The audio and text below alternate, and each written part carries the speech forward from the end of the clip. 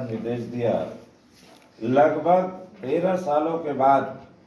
जो बहुत लोगों की उम्मीद और आस्था थी कि माननीय बहन जी सामाजिक भाईचारा संगठन के लिए जो निर्देश दिया है, जब जब सामाजिक भाईचारा संगठन बना है, जैसे हमारे अभी अश्विनी कुमार सिंह जी कह रहे थे, हम लोग जब बहुजन समाज पार्टी किसी से गठबंधन क्यों नहीं करती, उसके पीछे माननीय बहन जी ने बताया, बार बार बताती है माननीय बहन जी कि हम किसी दूसरे दल से जब गठबंधन करते हैं तो हमारा वोट माननीय बहन जी के कथनानुसार, निर्देशानुसार हमारा वोट दूसरे दल पर ट्रांसफर हो जाता है, लेकिन दूसरे दल का वोट हमारे हाथी पे कभी लौट के नहीं आ पाता। उसका नजीर है 1993-1996, जिसमें 55 साल राज करने वाली पार्टी देश में, उसकी सीट संख्या बढ़ गई, 27 हो गई जीरो से बढ़ के, और हमारी 67 की 67 रह गई। इसलिए माननीय बहन जी ने इस बात को बहुत ही मुस्तैदी से कहा है कि हम किसी दल से गठबंधन न करके सामाजिक भाईचारा बना के गठबंधन करेंगे। सामाजिक भाईचारा से तात्पर्य है जो इस देश में भारत के संविधान के अनुसार 52% पिछड़ी जाति है, जो जनगणना होगी तो अब 62-65% हो सकती है। इस 52% पिछड़े समाज में हमारे बहुजन समाज पार्टी के महापुरुषों का इतिहास रहा है, जैसे महात्मा ज्योतिबा फुले राव साहब, जो माली समाज से थे, जो अति पिछड़े समाज से थे, जिन्होंने 1848 में स्कूल खोलने का काम किया, छात्रावास बनाने का काम किया। माता सावित्रीबाई फुले जी ने लड़कियों के लिए अपमान झेला, लेकिन उनको शिक्षा देने के लिए सब कुछ बर्दाश्त किया। 1848 से लेके हमारे बीच में 1948 में, जैसा अभी बताया है संतोष जी ने, कि बाबा साहेब डॉक्टर भीमराव अंबेडकर साहब ने लखनऊ में एक बहुत बड़ा विशाल जनसभा किया था, जिसमें हम 52% पिछड़े समाज के लिए एक संदेश दिया था। जो हम लोग कहते हैं हम पिछड़े समाज के लोग हैं, लेकिन वर्ण व्यवस्था की तरफ देखा जाए तो हम लोग शूद्र कहे जाते हैं। यदि हम लोग पिछड़े समाज के लोग आपस में यदि रोटी बेटी का संबंध नहीं स्थापित कर सकते हैं, तो अपनी समस्याओं के समाधान के लिए मिलकर एक होकर लड़ाई लड़ना शुरू कर देंगे तो इस देश में शासक बनने से इस पिछड़े समाज को रोक नहीं सकता। ये बाबा साहब ने 1948 में कहा लखनऊ में। अब उस 1948 जो आर्टिकल 340 बाबा साहब के संविधान में जो निहित है, बाबा साहब ने इस्तीफा क्यों दिया? बाबा साहब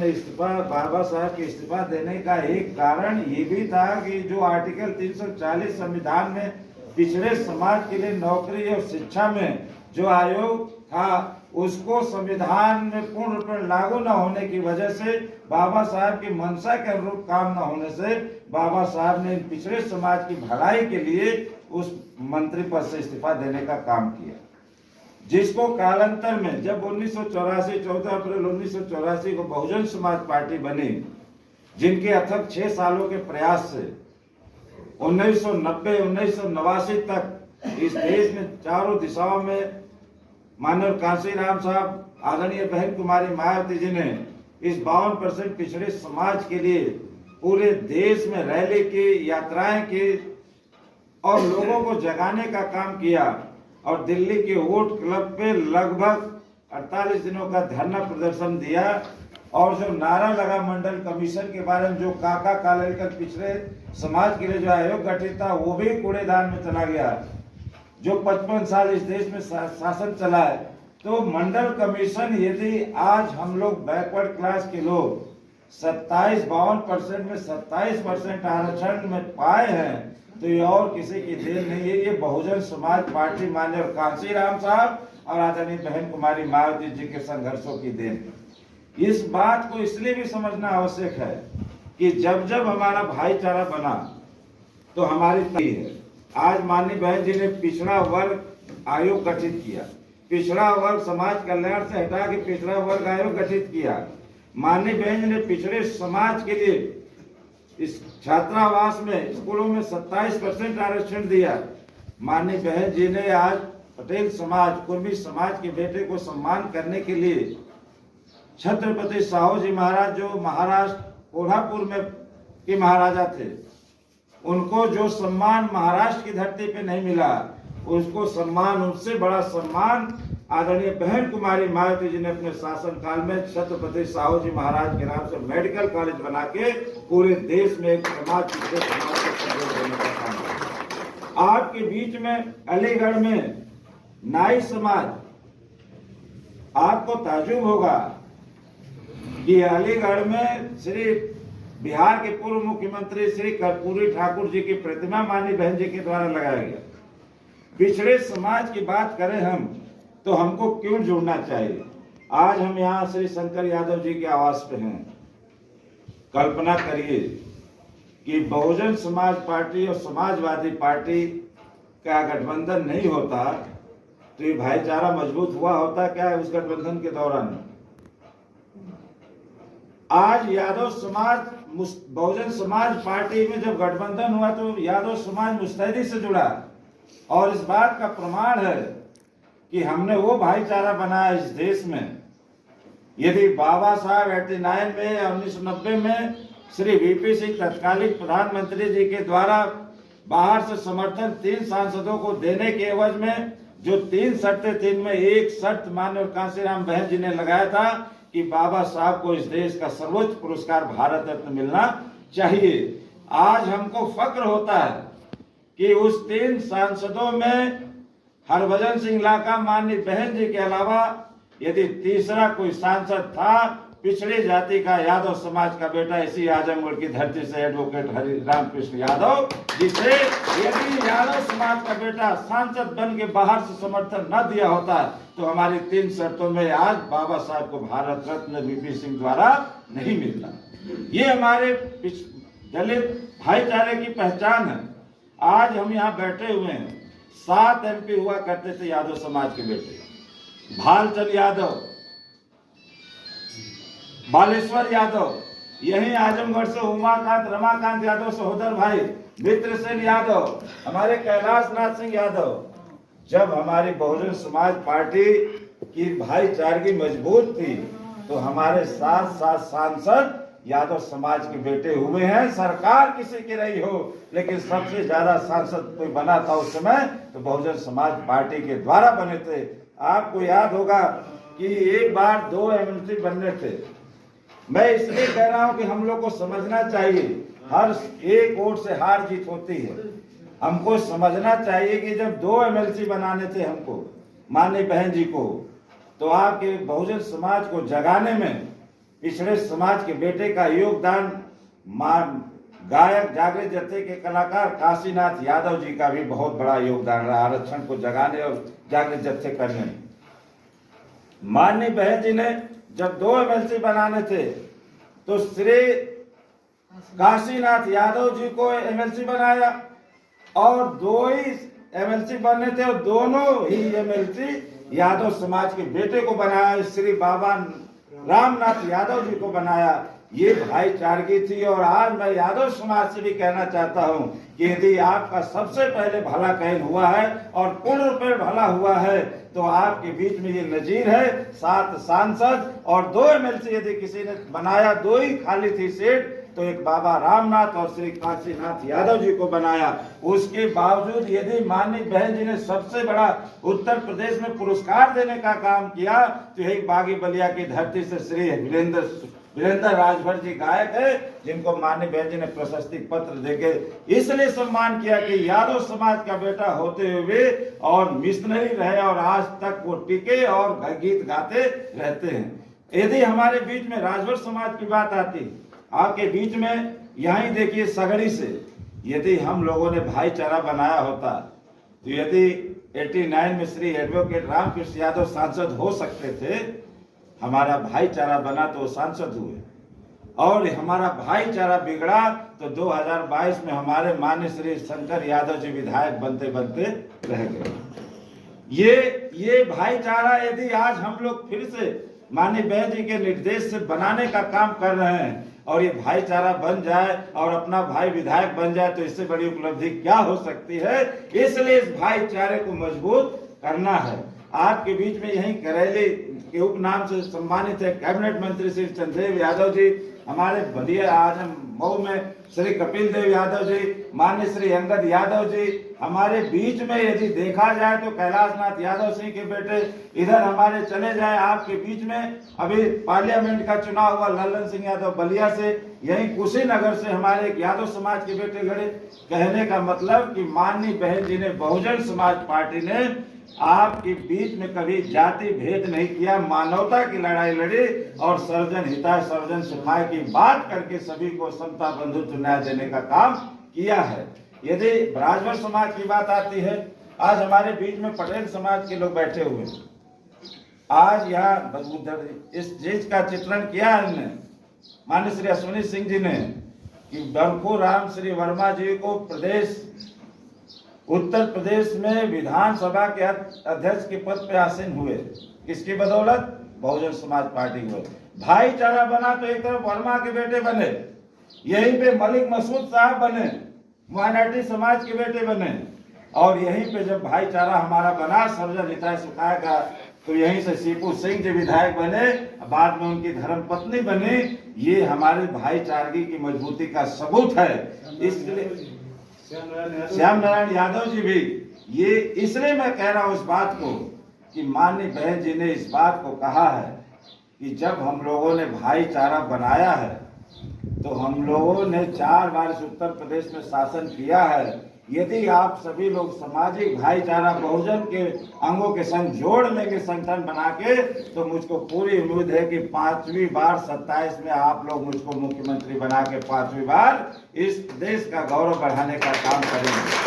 यदि मैं इसलिए इसको कह रहा हूँ कि माननीय बहन जी ने जब सरकार बनी है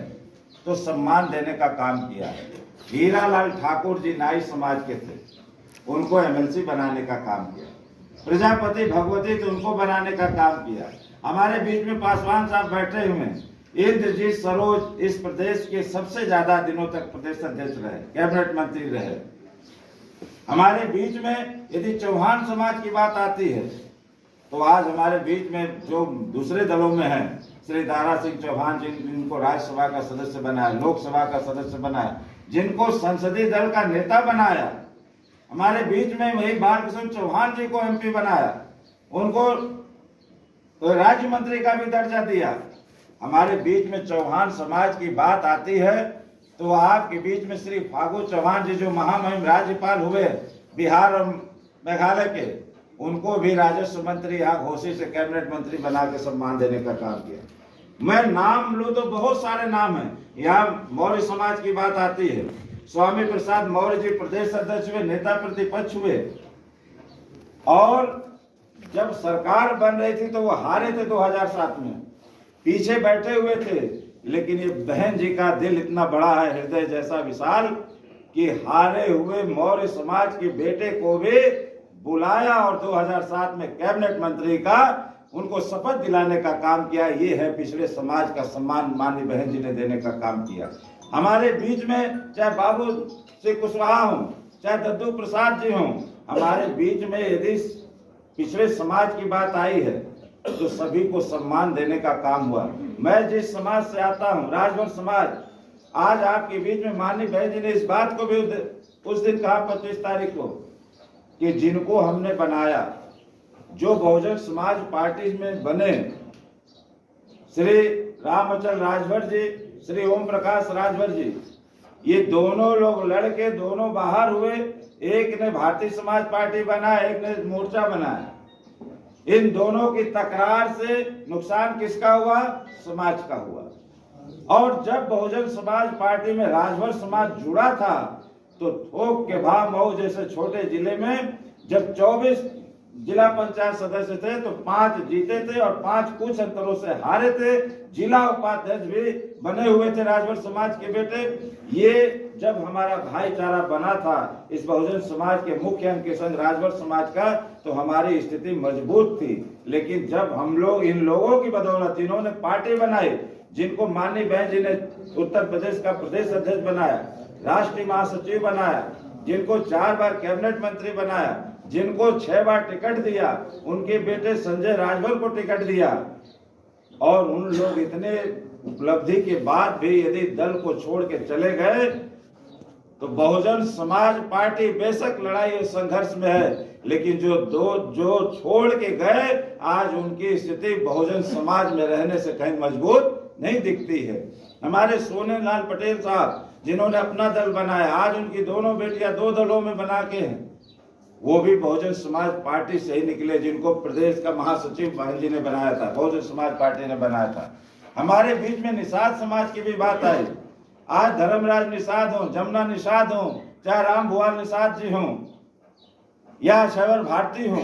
जिनको कैबिनेट मंत्री जयप्रकाश निषाद हो, जिनको MP बनाने का काम किया, निषाद समाज के बेटे को भी सम्मान मिला तो हमारे बहुजन समाज पार्टी से। हमारे बीच में पटेल समाज की बात है, चाहे जंग बहादुर पटेल हो, राम लखन वर्मा हो या बरकूराम वर्मा जी हो, के सचान जी हो या हमारे बीच में लाल जी वर्मा हो, ये कुर्मी समाज के बेटे को भी सम्मान देने का काम किसी ने किया है तो बहुजन समाज पार्टी आदरणीय बहन कुमारी मायावती जी ने किया है। हमारे बीच में छोटे समाज के लोगों को भी सम्मान देने का काम किया है। आज हमारे साहू समाज के बेटे को भी वैश्य समाज में चले जाए तो हमारे आज कैबिनेट मंत्री हैं नंदी जी, बहुजन समाज पार्टी में जब उनके ऊपर हमला हुआ था सरकार में तो माननीय बहन जी ने उस समाज को प्राथमिकता देते हुए एयर एम्बुलेंस से ले जाके इलाज कराया और मौत के मुंह से निकाल के लाया, उनको कैबिनेट मंत्री बनाया, उनकी धर्म पत्नी को प्रयागराज का मेयर बनाने का काम किया। इस तरह बहुत सारे उदाहरण हैं जिसको हम देखें तो बहुजन समाज पार्टी में सामाजिक भाईचारे के तहत बहुत सारे काम हुए और माननीय बहन जी ने इस बात को निर्देश आपकी ताकत को देख के आएगा और 2007 की तरह हम 2027 में फिर वापसी करेंगे। ये माननीय बहन जी का ये विश्वास है। इसलिए मैं आपसे इतना कहना चाहता हूँ कि माननीय बहन जी ने ये कहा है हम लोगों को ये स्पष्ट कहा मीटिंग में कि न इसके कोई मंडल के संयोजक होंगे न प्रदेश के संयोजक होंगे इस सामाजिक भाईचारा संगठन के। माननीय बहन जी ने 76 जिले, अब प्रयागराज हो गया महाकुंभ के नाम से, 76 जिलों में 76 OBC हैं, 76 शेड्यूल कास्ट के बेटे को जिला संयोजक बनाया है और ये निर्देश दिया कि अब आप लोग जाओ अपने जिले की विधानसभाओं में जाओ, बंद कमरों में मीटिंग करो, 5 आए, 2 आए, 10 आए,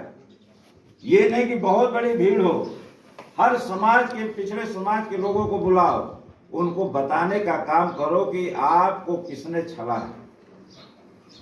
आपको किसने छला है। जो यदि बहुजन समाज पार्टी बनाने की बात क्यों आई, 1952 1947 में देश आजाद हुआ, 1952 से इस देश में त्रिस्तरीय संविधान के अनुसार चुनाव हो रहे। हमने 1952 से लेकर 1984 तक वोट देने का काम किया, लेकिन हमको वोट लेने का ढंग किसने सिखाया। 1952 से 84 तक यदि हमारा सामाजिक कल्याण, आर्थिक मुक्ति और राजनीतिक नेतृत्व मिल गया होता, हमारे दलित शोषित वंचित अखिलेश पिछड़े लोग, गरीब सवर्ण समाज के गरीब लोगों का कल्याण हो गया होता तो माननीय कांसी राम साहब को 14 अप्रैल 1984 को बहुजन समाज पार्टी बनाने की जरूरत नहीं पड़ती। सामाजिक परिवर्तन, आर्थिक मुक्ति के लिए बहुजन समाज पार्टी की स्थापना हुई और उसका नतीजा निकला कि आज जो 52% पिछड़ा समाज है, यदि आज जो सोया हुआ समाज है जिसको सत्ता में भागीदारी देने का ख्वाब या सपना किसी ने दिखाया है तो माननीय श्री कांसी राम साहब ने दिखाया है, आदरणीय बहन कुमारी मायावती जी ने दिखाया। इसलिए माननीय बहन जी ने कहा है कि जिस विधानसभा में जिस समाज की सबसे ज्यादा संख्या होगी उस समाज के बेटे को, OBC को, पिछड़े वर्ग का जिला संयोजक, इस सामाजिक भाईचारा संगठन का संयोजक जिले का बनाना है और उसके संग शेड्यूल कास्ट के एक बेटे को बनाना है। विधानसभा संयोजक 2 बनाने, एक शेड्यूल कास्ट का और एक विधान पिछड़ी समाज का, जिसकी संख्या ज्यादा होगी विधानसभा में। इसलिए हम लोग खुले दिल से आपके बीच में माननीय बहन जी का संदेश लेके आए। अब आप लोगों को तय करना है कि सगड़ी को जीतना है, 27 में बहन जी को मुख्यमंत्री 5वीं बार बनाना है तो आप लोगों को तय करना है इस हरित सभा में जो जनता जनार्दन को स्वीकार होगा। हम दोनों जिले के संयोजक माननीय सभी लोग बैठे हुए हैं, हम लोग उनको माला पहना के स्वागत करेंगे। माननीय बहन जी ने रसीद भी दी है 50 रुपए की भाईचारे में कि रसीद बना के रसीद कटवा के सदस्यता भी ग्रहण करेंगे। और इस बात का ये जब सदस्य बनेंगे, जो हमारे विधानसभा संयोजक बनेंगे, वो फिर गाँव में जाके जैसे